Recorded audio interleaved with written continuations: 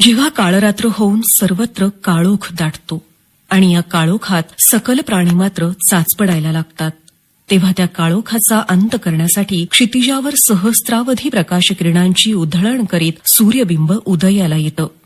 त्याचप्रमाणे अज्ञानाच्या अंधारात खितपत पडलेल्या समाजाला परमेश्वर भक्तीचा प्रकाश देऊन त्याचा उद्धार करण्यासाठी 12व्या शतकात महाराष्ट्राच्या क्षितिजावर भाद्रपद शुद्ध द्वितीयेला सर्वज्ञ श्री चक्रधर स्वामींचा अवतार झाला आणि आज या घटनेला 800 वर्ष पूर्ण झाली आहेत.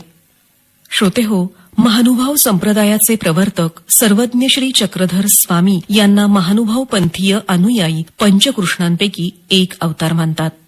सर्वज्ञ श्री चक्रधर प्रभूंच्या तत्वविचारांच्या मार्गदर्शनानं आपल्या जीवनाची वाटचाल घडत आहे. सर्वज्ञांचा तत्वविचार हा अमृतमय आहे आणि अशा या अमृतमय विचारांचं चिंतन येणाऱ्या कालखंडामध्ये आपल्याला घडावं या दृष्टीने श्री चक्रधर स्वामींचे विचार आपल्यापर्यंत पोहोचणं आवश्यक आहे. आज जर त्यांच्या विचारांचं आपण चिंतन केलं तर ते जीवोद्धारक, आत्मोद्धारक, लोकोद्धारक आणि समाजोद्धारक विचार आहेत.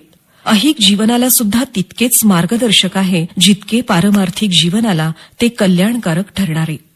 श्री चक्रधर स्वामींच्या महत्वपूर्ण विचारांच्या दृष्टिकोनातून आचार्य श्री नागदेवाचार्यांचं महत्वपूर्ण विधान आहे. आचार्य श्री नागदेवाचार्यांनी आपल्या शिष्यांना सांगितलं आहे, येणे अवतारे श्री चक्रधरे जो नुद्धरे तो कहीची नुद्धरे मा नुद्धरेची.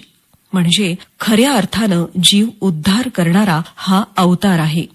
श्रोतेहो, 12व्या शतकात भाद्रपद शुद्ध द्वितीयेला गुजरात प्रांतात भडोच शहरात शके 1943 मध्ये मल्लदेव राजाचं राज्य होतं. त्याच्या पदरी